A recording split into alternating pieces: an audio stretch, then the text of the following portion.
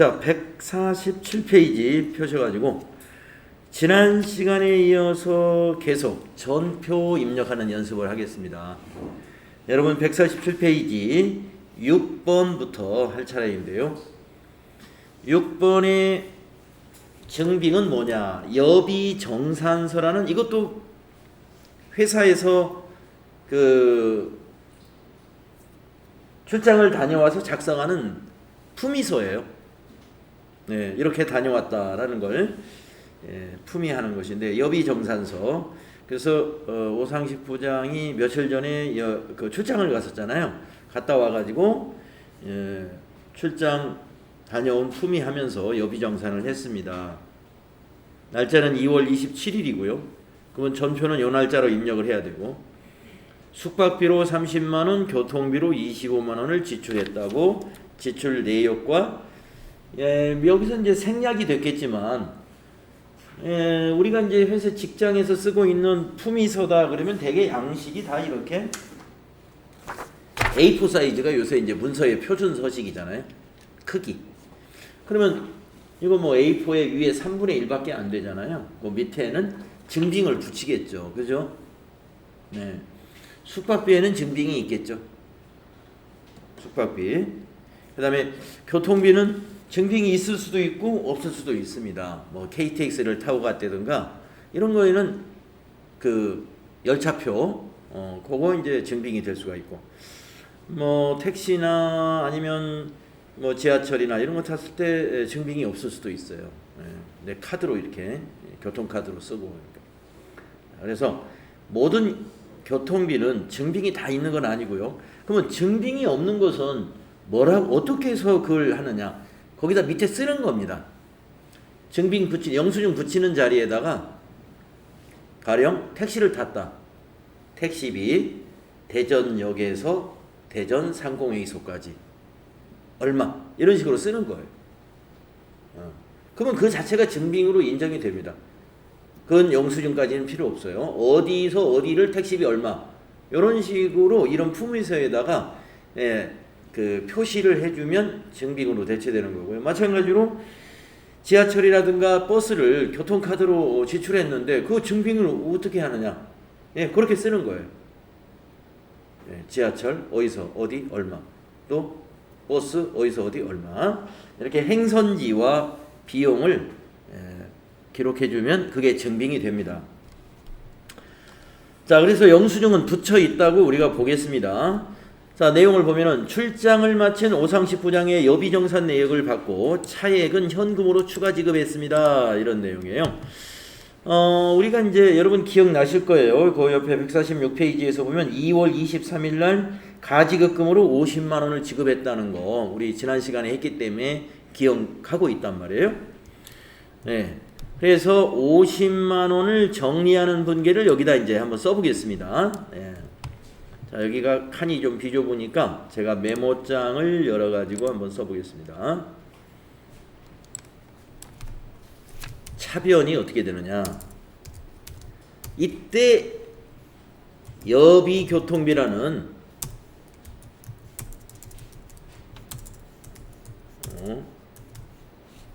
타자가 이렇게 안 되죠? 비용이 발생하게 되는 거예요. 숙박비하고 교통비를 더하면 55만 원이지 않습니까? 그래서 차변의 여비교통비 55만 원은 비용 발생에 해당이 되는 거고요.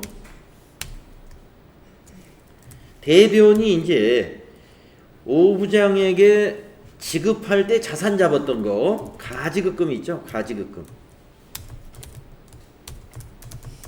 가지급금을 감소시키는 거. 여기 이제 가지급금 자산을 대변에 기록하는 것이니까 자산 감소잖아요. 그리고 대변에 현금을 추가 지급했다. 5만 원을 추가 지급했다는 얘기죠. 그래서 대변의 현금. 대변의 현금은 거래의 결합관계가 어떻게 돼요? 자산 감소죠. 가지급금도 대변이 가니까 자산 감소. 현금도 대변에 기록하면 자산 감소. 자산 계정에 대변에 기입하는 건 자산 감소다. 예. 자산 계정을 차변에 기입하면 자산 증가다. 이거 이제 알아야 되는 거죠. 비용 차변에 기록하면 비용 발생. 그런데 비용을 대변에 기록할 때도 있어요. 그걸 우리는 비용 취소라고 그럽니다.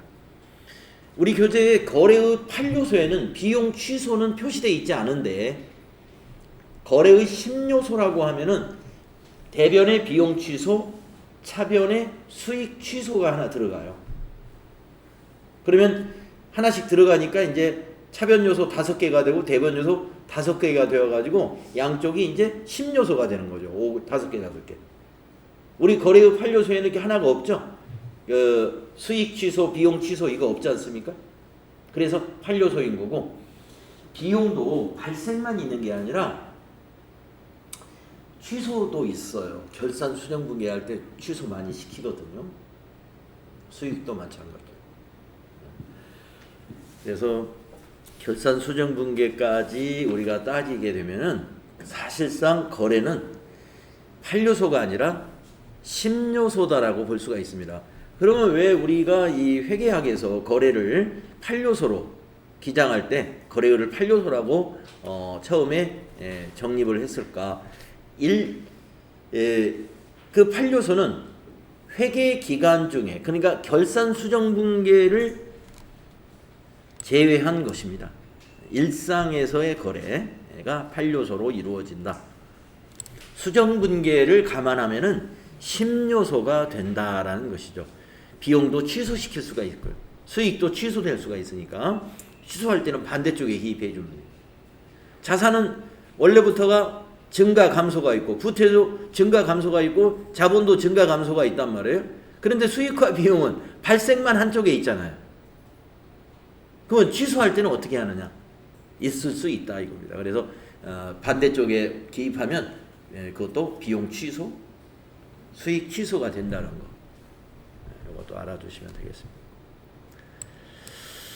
자, 그러면 전표를 입력해 보겠습니다. 자, 여러분 프로그램 실행해 놓으셨나요? 회사 코드 824번으로 실행해 놓으셨죠? 일반 전표 입력하셔가지고 날짜는 2월 27일입니다. 차변에 여비 교통비 800번대 써야 됩니다. 거래처는 기입할 수가 없어요. 여비교통비. 저교에는 출장 여비 가지급금 정산이라고 하는 1번 저교 딱 쓰면 되겠네요. 1번. 금액은 55만원.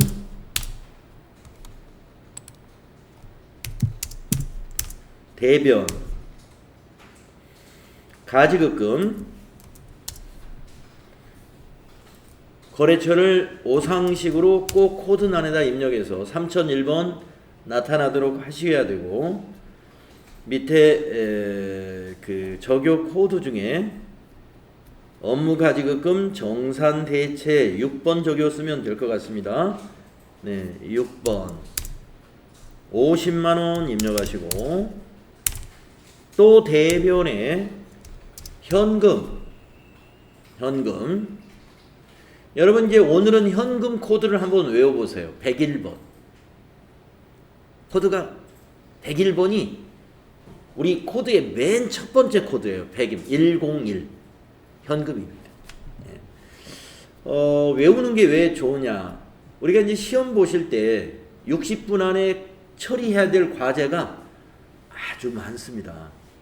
그래서 느긋하게 하면은 시간이 부족해가지고 알긴 아는데 시간 때문에 문제를 다 풀지 못해서 점수가 안 되는 수가 있어요. 그래서 빨리 해야 되거든요. 빨리 하는 방법은 빨리 해야 되는 빨리 하는 방법 중에 웬만한 코드를 외워버리는 거예요. 그러면 검색하는 것보다 빠르잖아요. 네, 오늘 한번 101번 이제 오늘부터는 현금은 검색하지 마세요. 101 이렇게 입력합시다. 자, 현금 거래처 필요 없죠? 자, 대변에서는요, 위에 거 엔터로 복사하고 가면 될 것 같아요. 아니, 적용은. 아니구나. 정산 대체? 가지급금 정산이라고 해야 되지 않을까요? 예, 정산 대체는 아니고 예, 여기서 출장 여비 가지급금 정산 이렇게 다시 써줘야 되겠네. 그리고 5만원 정산해주면 되겠습니다. 이렇게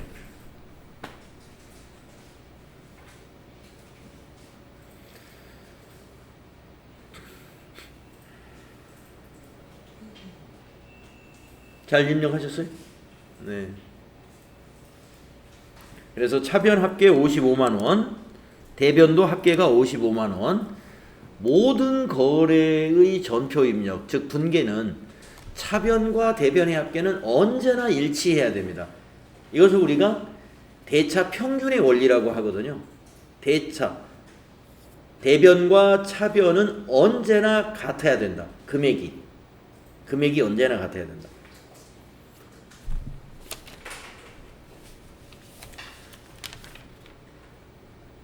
그래서 이 전표 번호가 1번이라고 하는 것은 한 건의 전표라는 거예요. 번호가 같으면 그거는 한 건의 거래가 되는 것입니다. 자, 한 장 넘겨서 이번에는 7번으로 가보겠습니다. 자, 7번의 증빙은 무언가 봤더니 근로소득세 납부했다고 하고요. 증빙이 이런 겁니다. 영수증.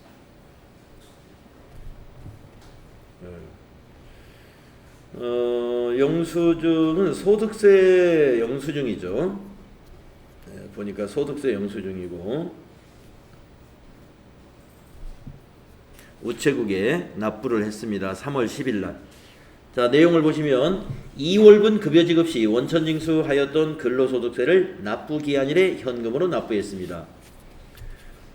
네, 그러니까 2월 20 며칠 날이었냐면 25일 날이었습니다. 우리 회사의 급여 지급일은 매월 25일이라는 거죠. 2월 달 급여를 2월 25일 날 지급하면서 회사가 세금을 원천 징수했어요. 그러면 25일 날, 26일 날 바로 납부하는 것이 아니고 다음 달 10일까지 돈만 내는 게 아니라 신고, 원천 징수 사항을 신고해 줘야 됩니다. 예.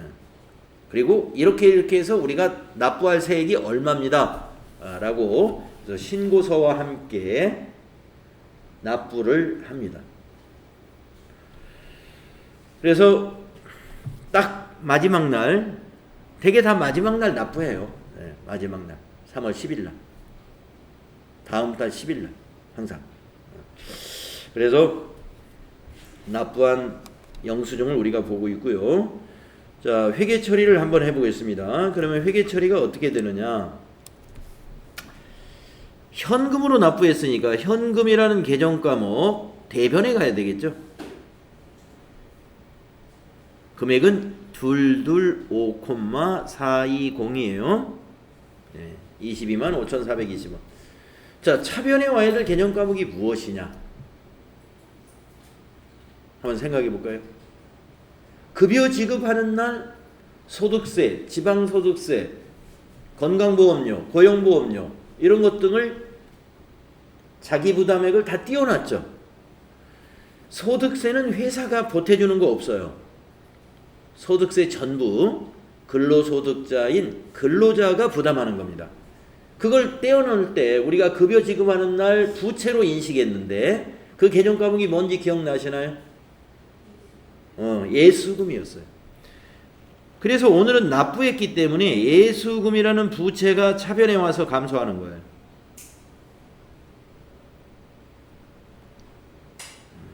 예수금입니다. 그래서 차변의 예수금은 부채 감소, 이제 빚 갚았다 이런 얘기죠. 대변의 현금은 자산 감소. 남의 돈 가지고 있다가 오늘 납부한 거예요. 우리 세금 낸 게 아니에요. 소득세를 납부하고 나서 오늘 우리 회사가 세금을 냈다. 우리 세금이 아니라 근로자 세금 내준 겁니다. 근로자가 직접 납부하지 않고 원천징수 의무자가 납부를 대신하게끔 돼 있어요.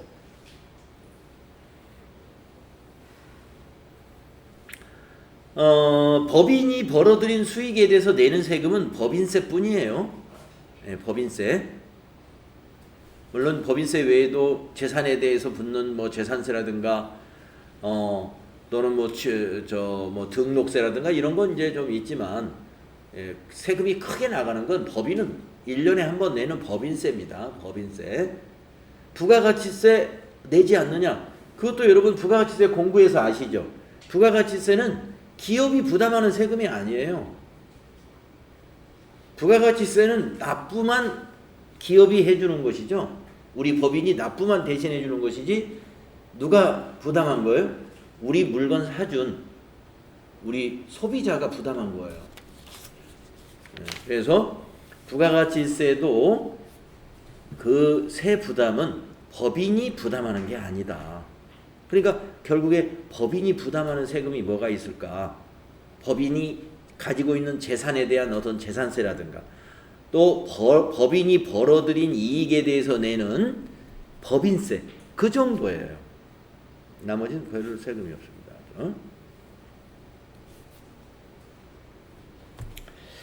자, 그러면 전표를 한번 입력해 보겠습니다. 전표를 입력해 볼까요? 날짜는 3월 10일입니다. 여기 날짜를 3월 10일로 바꿔주시고요. 3월 10일 이렇게 바꿔주시고,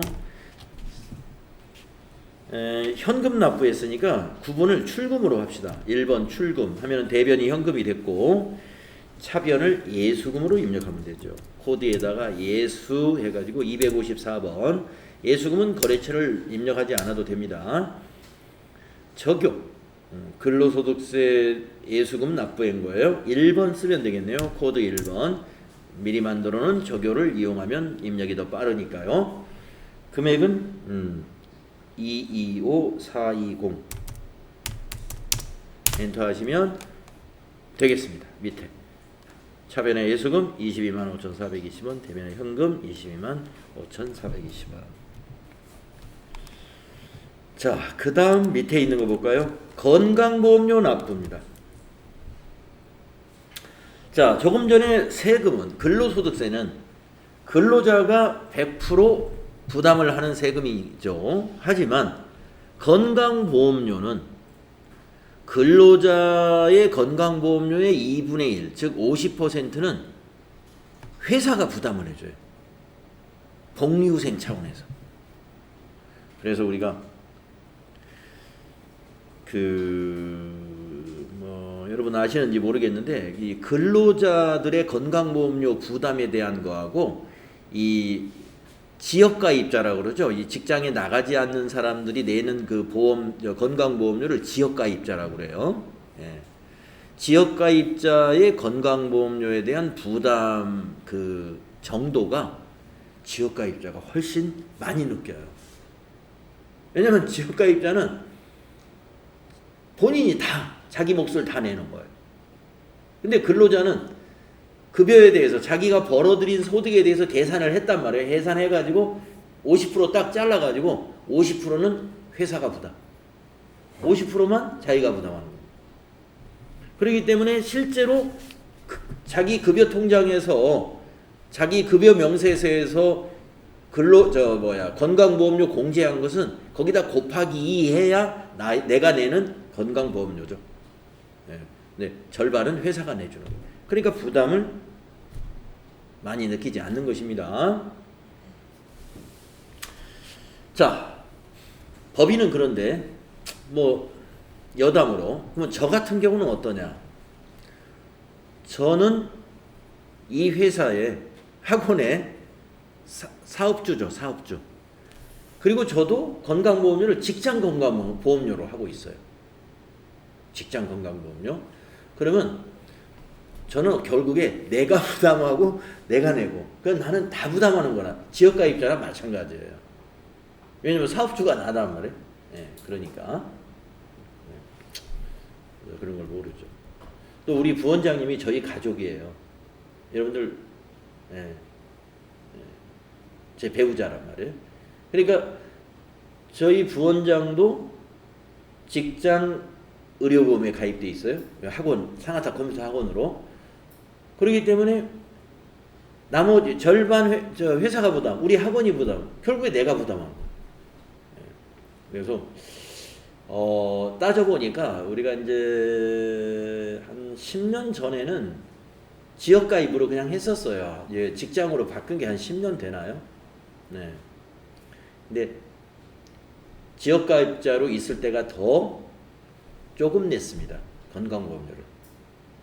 예. 근데 왜 그러면 직장으로 바꿨느냐? 그 건강보험료관리공단에서 예, 이천 여주 그 지점에서 계속 연락이 오더라고요. 예, 여기 직장으로 해야 된다고. 예, 사업자이기 때문에 직장으로 해야 된다. 그래가지고 안 한다고 하다가 해야 된다고 그래가지고 그래서 알아보니까 안 해도 큰 문제는 없다고 그래요. 그냥 지역으로 있어도. 그런데 막 거기 직원이 찾아오기도 하고 한 적이 있었어요. 그래가지고 그냥 옮겼습니다. 그래서 저희는 우리 두 식구인데 한 40만 원씩 내요. 예. 만약에 내가 직장 다녔으면 한 20만 원만, 아니, 한 10만 원밖에 안 되나요? 예. 한 20만 원, 20만 원만, 40만 원 절반이니까 보험만 내면 되는데. 네. 자, 건강보험료. 네. 건강보험료 납부를 회사가 하게 되면요, 회계 처리가 조금 전에 근로소득세 납부했을 때 회계 처리처럼 예수금만 정리할 수가 없어요. 왜냐? 회사 부담분이라는 게 있기 때문에 그렇습니다. 자, 3월 10일 날 건강보험료와 장기요양보험료를 신한은행 보통예금 계좌에서 이체했습니다. 50%인 이 금액은 원천징수한 금액이고 나머지 50%는 회사 부담분입니다 라고 했어요. 그러니까 50만 2,200원을 납부했는데 여기에 절반인 25만 1,100원은 원천징수한 것이고 나머지는 회사가 부담했습니다 이 말입니다. 우리 회사는 회사 부담분을 복리후생비로 처리하고 있다 이런 얘기죠. 우리 회사만이 아니고 건강보험료 회사 부담분은 대부분 회사가 복리후생비로 처리합니다. 자, 그러면 분계를 한번 써볼까요? 자, 대변은 뭐가 될까요? 보통예금이 되겠죠. 보통예금에서 납부했다. 그러면 보통예금 대변에 기입해야 돼요. 이 보통예금이 자산이잖아요. 당좌자산. 계정과목이에요. 보통예금 계정과목입니다. 그래서 대변에 보통예금. 보통예금은 거래처를 꼭 표시해야 돼요. 신한. 금액은 요거. 50만 2,200원. 이렇게 되고요. 차변이 두 가지로 나누어지게 되는 거예요. 부채감소 예수금하고 예수금이 요거 25만 1,100원, 251,100원.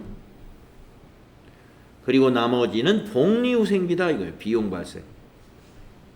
복리후생비. 금액은 똑같이 25만 1,100원 이렇게 쓰시면 됩니다. 자, 그래서 차변이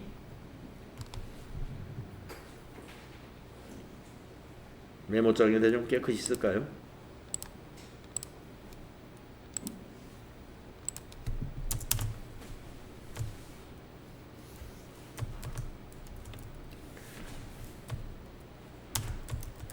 예수금 25만 1,100원. 복리후생비 25만 1,100원.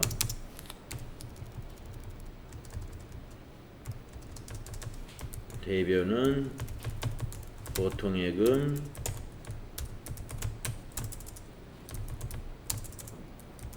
신한은행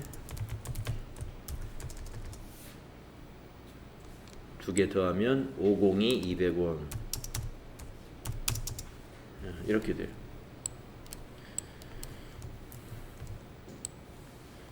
이렇게 됩니다. 그래서 차변 요소가 두 개예요. 부채 감소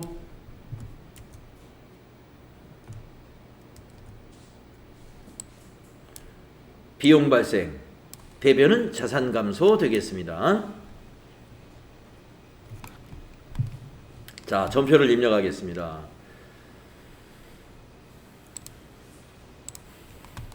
같은 날짜예요. 3월 10일 그대로 두시고 밑에 두 번째 줄에다가 대변을 먼저 넣어볼까요? 4번 대변에 보통예금. 네, 보통예금은 아까 현금이 101번이었잖아요.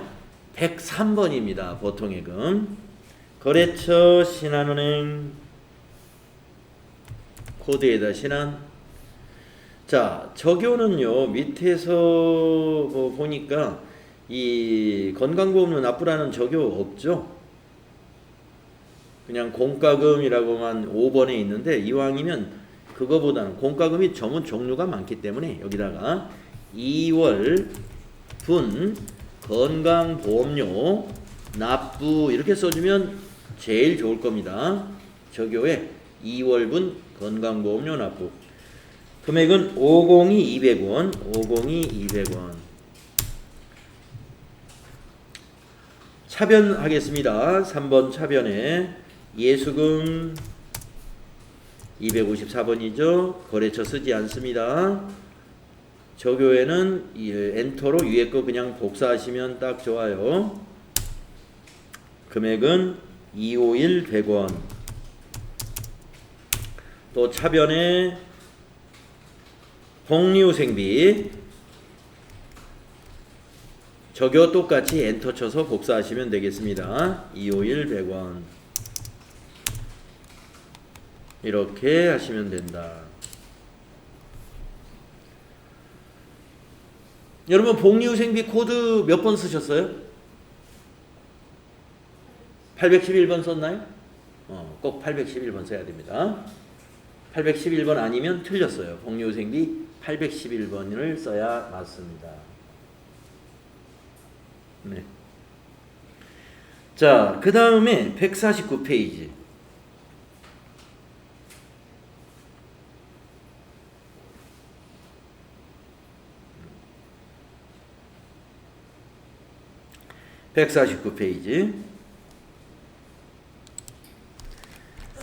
이거는 지방소득세라고 하는 거예요. 지방소득세. 자, 소득세는 국세입니다. 그러니까 세무서에 납부하는 것이 다 국세예요. 중앙정부로 그 돈이 세수가 들어간다 해서 국세. 지방소득세는 지방자치단체 돈이다 해서 지방소득세라고 합니다. 그래서 국세인 소득세의 10% 그게 지방소득세예요. 그래서 아까 소득세가 22만 5,420원이었기 때문에 거기에 10% 22만 530원이 요만큼이 지방소득세라는 얘기네요. 22,530원. 예, 22,530원 딱 10%는 아닌데. 예. 뭐 하여튼 여기에는 그렇게 되어 있습니다. 22,530원. 자, 2월분 급여 지급 시 원천 징수한 지방소득세를 납부기한일에 현금으로 납부했습니다. 이랬어요. 납부기한일은 이것도 마찬가지로 3월 10일이 납부기한이래요. 3월 10일. 거기 보면 밑에 수납인에도 3월 10일 찍혀 있네요. 자, 회계 처리를 수행하시오. 여러분 이것도 차변은 예수금이고요. 대변은 현금이 되겠습니다. 그죠? 소득세하고 똑같이 차변의 예수금, 대변의 현금이에요. 지방소득세를 회사가 부담해 주는 건 없어요. 이건 근로자가 100% 부담한 거예요. 자, 그러면 전표를 입력하겠습니다. 자, 3월 10일 날짜.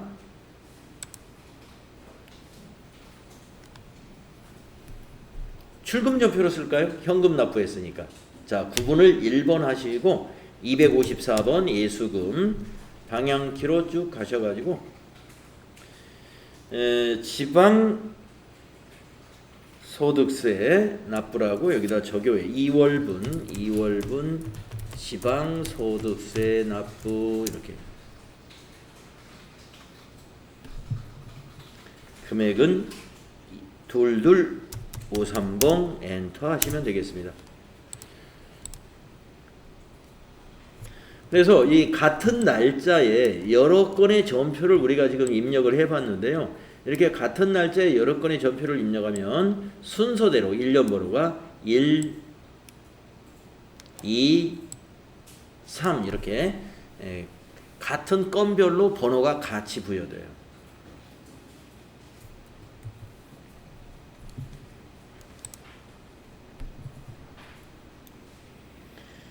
자, 그 밑에 있는 10번 문제를 보겠습니다.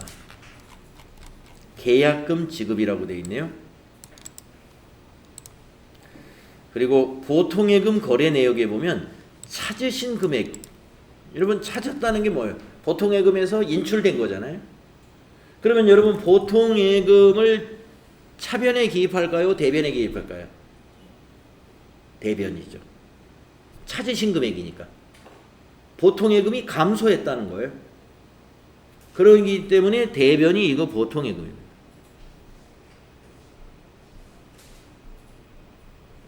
자, 내용을 보면은 데일리룩과 상품 구입 계약을 하고 계약금을 보통예금 계좌에서 이체하여 지급했습니다. 보통예금의 은행은 여기 신한은행이니까 가로로 신한 써주시면 되겠고요. 금액은 여기 있습니다. 450만 원. 차변의 보통예금 450만 원은 자산 감소입니다. 자산 감소. 보통예금이 자산이니까요. 그러면 차변을 뭘로 하느냐? 자, 계약금을 우리가 개정 과목을 뭘로 할 것이냐? 계약금이라는 건 두 가지가 있죠. 지금처럼 우리가 계약금을 지급하는 경우와 반대로 거래처로부터 받는 경우가 있죠. 그 이름이 비슷해요. 글자 수는 3자. 이거는 선급금입니다. 우리가 받는 계약금은 선수금입니다. 그거 헷갈리면 정반대가 되는 거니까요. 절대로 헷갈리면 안 돼요. 자, 우리가 지급한 계약금, 선급금, 자산입니다. 그래서 차변에 선급금 하시고 거래처를 데일리룩으로 꼭 코드로 걸어야 되는 거고요. 금액은 450만 원. 그래서 계약금을 지급했다. 그러면 차변이 선급금, 대변이 보통예금 이렇게 되는 거예요. 거래의 결합관계는 선급금, 자산, 차변에 적었으니까 자산 증가. 보통예금, 대변. 보통예금 자산을 대변에 기입했으니까 자산 감소. 그래서 우리가 계약금을 지급한 것은 자산이 감소되면서 동시에 자산이 또 증가됐어요. 선급금은 권리이고 보통예금은 실제로 통장에서 인출이 된 거죠. 아직은 이 선급금은 자산 상태입니다. 계약금에 대한 상품이 우리가 상품을 인도받게 되면은 저 자산이 없어져요. 상품을 인도받는 날 선급금이 대변에 가서 없어지는 거고, 상품을 인도받기 전까지는 우리가 여기를 선급금으로 자산 잡아놔야 돼요.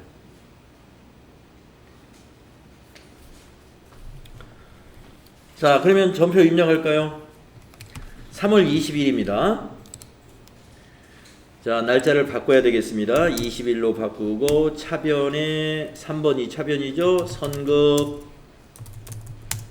선급금 131번 거래처 꼭 넣어야 됩니다. 대일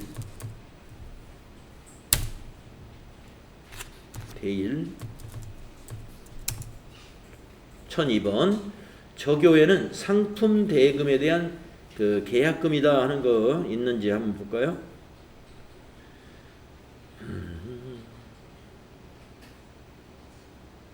없네요. 여기다가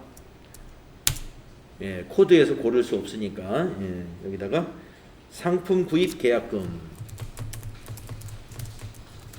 이렇게 써줍니다. 금액은 450만 원.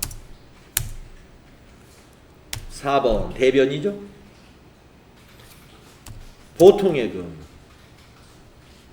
보통예금은 거래처를 은행으로 꼭 넣어야 됩니다. 신한은행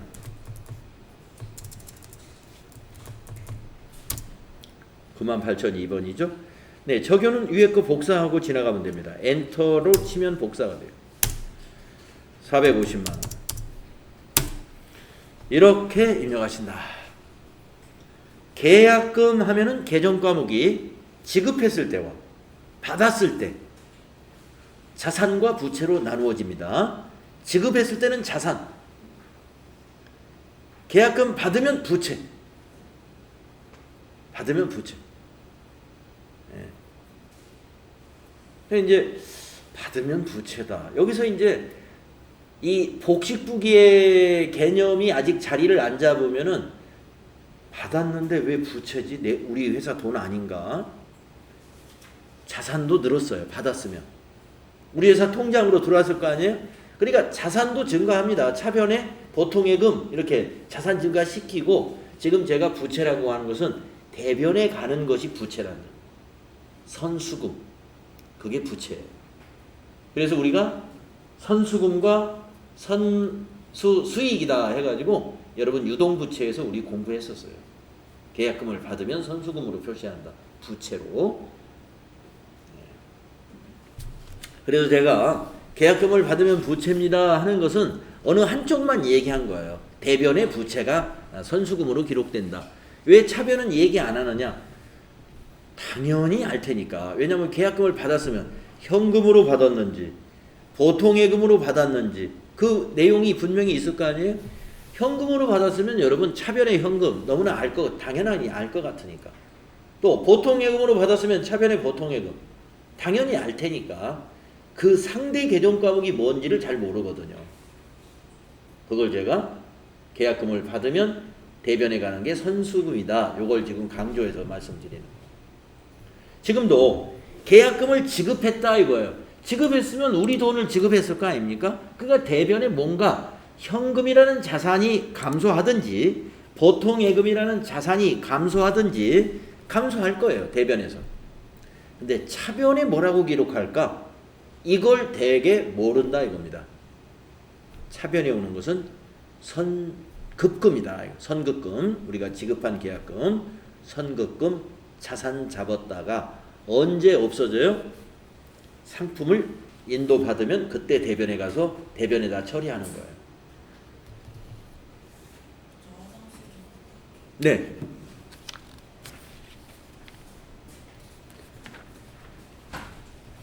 자, 그러면은 지금 준비된 증빙에 관한 것들, 이게 149페이지 10번까지가 이제 끝이 났는데, 지금 여기서 10가지 경우가 뭐냐면요. 우리가 회계 처리를 하는 증빙, 회계 처리하는 기준이 되는 그 증빙 서류는 굉장히 다양하다는 거예요. 통장 거래 내역이라든가, 이런 세금 영수증이라든가, 또 우편 영수증이라든가, 청첩장이라든가, 초대장이라든가, 또는 품위서, 출장 품위서, 여러 가지 업무 품위서, 이런 것들도 증빙이 될 수 있다는 것입니다. 그러니까 품위서 같은 것은 뭐가 되냐면, 예를 들어서 가을을 맞이해 가지고 우리 회사가 체육대회를 하기로 했다고 볼까요? 그래가지고 우리 회사에는 사업부가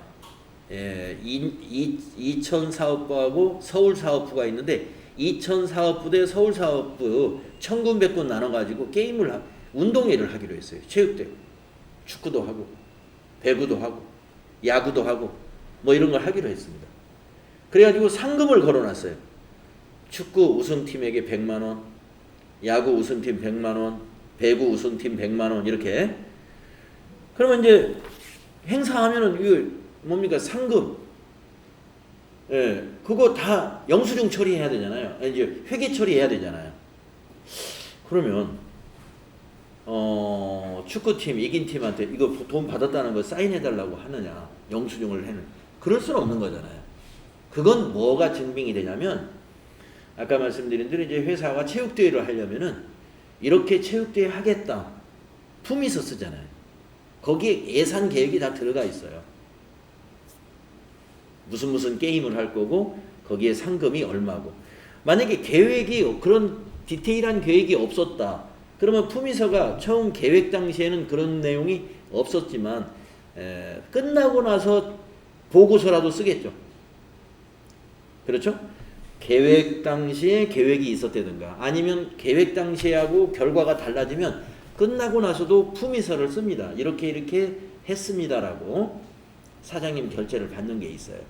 그런 것을 증빙으로 해서 그 300만 원을 비용 처리하면 돼요. 그러면 여러분들 그 체육대회를 열어가지고 300만 원 상금으로 이렇게 우승팀한테 줬다고 한번 보세요. 무슨 개정 과목이 좋을까요? 판매 관리비 중에